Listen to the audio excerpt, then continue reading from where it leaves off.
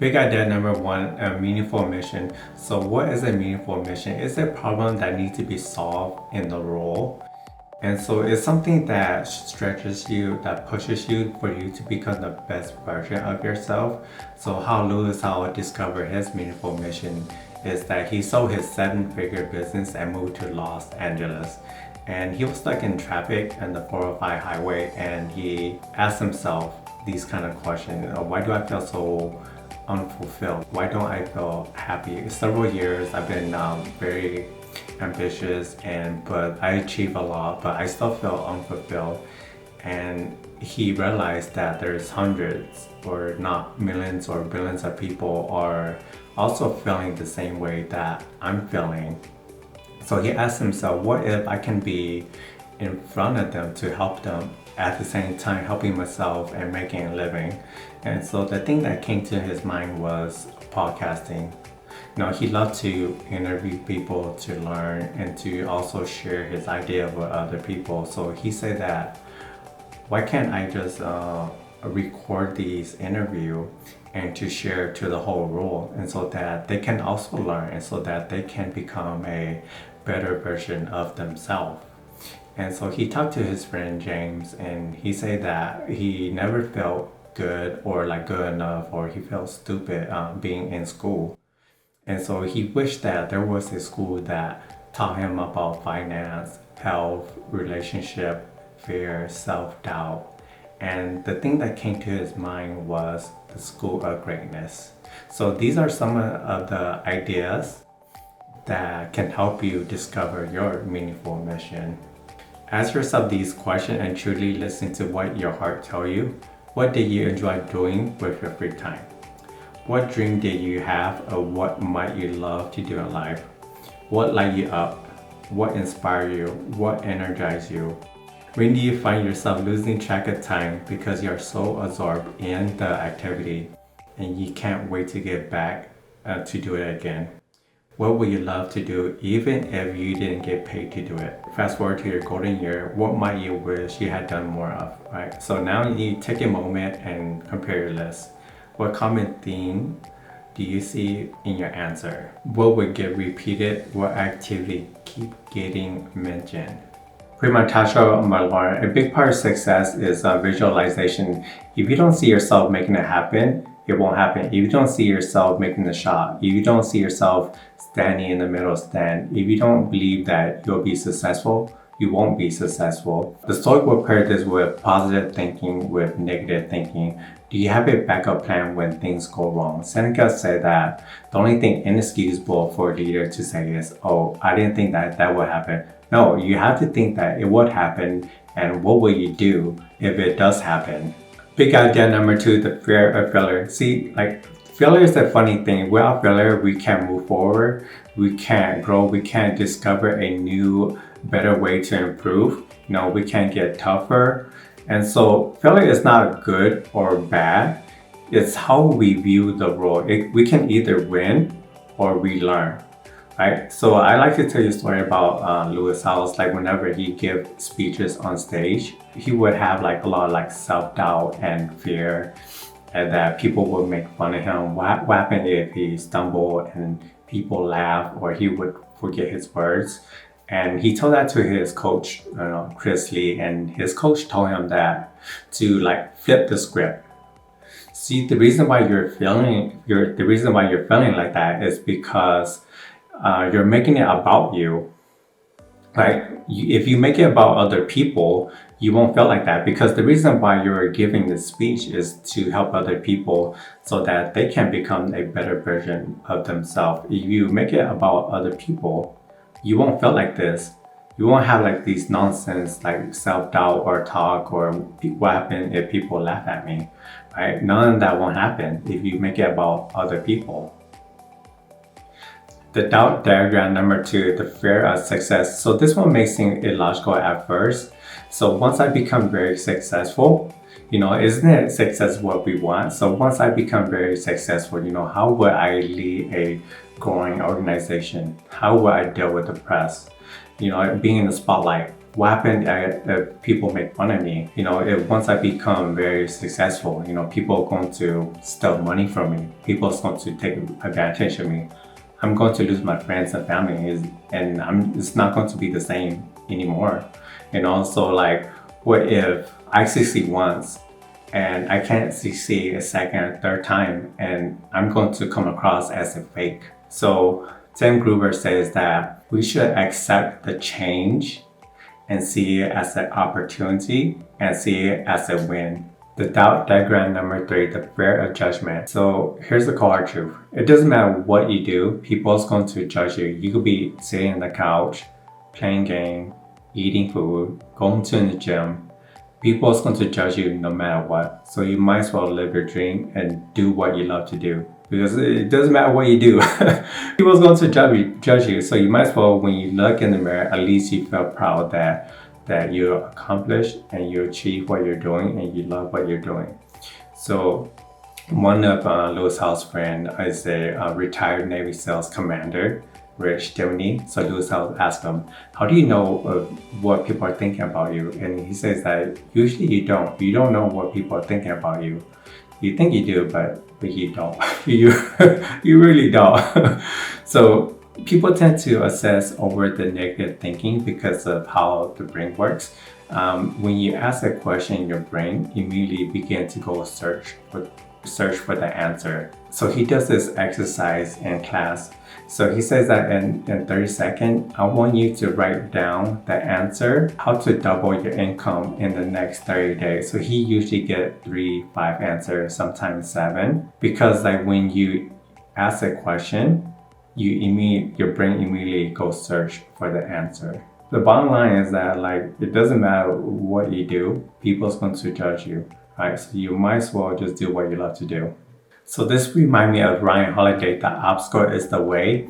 And so he told an old Zen story of how a king is dissatisfied with his townspeople because they grown soft and entitled. And so his plan was simple, is to just put a large boulder in the middle of the road and hide and see what they would do. And so after observing, so many people would just complain and try half-heartedly or just give up or complain and argue, curse the king. But after several days, there was a lone peasant that came by that actually gave it his all and actually went into the wood and found a log and used it as a leverage to actually move the boulder. So he found a purse of gold coin and he found a note from the king. So the note says that the obstacle in the path become the path. Never forget, in every obstacle is an opportunity to improve our condition. So the doubt diagram, the fear of success, the fear of judgment, the fear of failure is that obstacle in our path. Big idea number 3, identity. So to live out your greatness, you have to be very intentional about creating your identity and not someone else's idea of it. So that means that you have to also let go of some of your old belief system.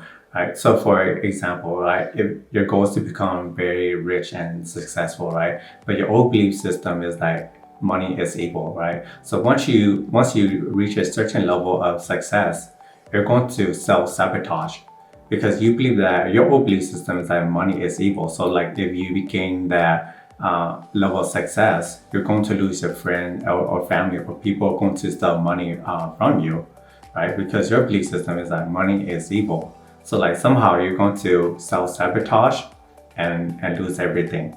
So your new belief system should be, instead of money is evil, you say money is wonderful, money is a blessing, right? Once you have money, right, it can also be used for good. So it just depends on who's holding the money, right? So if you have the money and anything happened to your friend or family, you can use that money to help them. So imagine, well, don't imagine.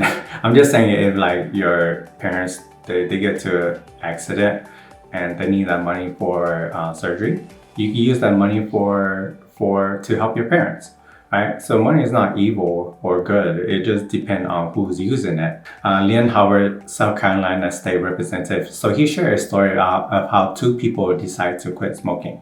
The first person they asked is that, do you want to smoke? And he said, oh, I'm trying to stop smoking. The second person that asked that, and he said that, no, I don't smoke, right? So the second person is like fully immersed into his new identity, is that I no longer smoke. So for the first person, guess what? Since he's not fully immersed into his new identity, next couple weeks or days, he's going to smoke again, right? Because he still sees himself as a smoker. In Psycho-Cybernetics, in order to achieve your best possible self, you have to visualize the best version of yourself and see yourself in the new role. Somehow, in order for you to change, you have to first visualize and see yourself becoming that person. Edward Goldrick, the founder of the New York Alcoholic Therapy, in 1940, he would use this technique to help his alcoholic patient to bridge the gap with the old self. He would use this technique to bridge the gap from the old self-image to the new self-image. And so what they do is that they would close their eyes and relax as much as possible, and they would visualize themselves, the best version of themselves, and they would see themselves very sober, relaxed, no alcohol, and they would just enjoy life. Big idea number 4, accept the challenge, the 30, 60, 90-day challenge. So you, on a piece of notebook, you write down your biggest fear that you want to overcome, right? So you pick one and we're going to go all in on that fear. So we want to make it a challenge. So Lewis Howes, when he was younger, 17-year-old, his biggest fear was talking to women. So during the summertime, his goal was to just talk to women every day. So at the end of the summer, he was so confident that he was able to talk to 40-year-old women. And so his next fear that he wants to overcome was salsa dancing. He was also able to overcome that fear. So each time you're able to overcome your fear, it gives you that new profound belief that you can go to a higher level, right? So we don't need to get super good, like super good. We just need to get 1% better each day. At the very beginning, you're not going to notice anything, but if you give it 1 year, at the end of 1 year, you're going to be 37% more better than you were today, right? So the 3 questions that I like to ask myself to improve, to get 1% better is, what did I do right? The second question is like, what did I learn from this? The third question that I like to just ask myself is what can I do differently next time? Big idea number 5, celebrate your win. When Lewis Howes was younger, he never celebrated his win because he believed that he was like never good enough to celebrate his accomplishment. Even though he became an athlete, all-American athlete, 2-time a professional athlete or break world record, he never celebrated because he believed that he was like never good enough. It wasn't until he started his healing journey that he began to celebrate. So celebrate doesn't mean that you completely stop what you're doing. It just means that you breathe. You breathe and you enjoy the moment, because you constantly have that urge to constantly push yourself to go to the next level, and it's not healthy, right? So for example, imagine climbing to Mount Everest, right? And you reach the very top, and then you don't even enjoy the view, and you don't even go back home to spend time with your family or to cook a dinner, to tell the story to your family or your friends. Instead, you don't even do that, and you just immediately climb back down and start climbing the next mountain, right? So that's what it means to celebrate. You enjoy the moment. You climb Mount Everest, you're at the very top.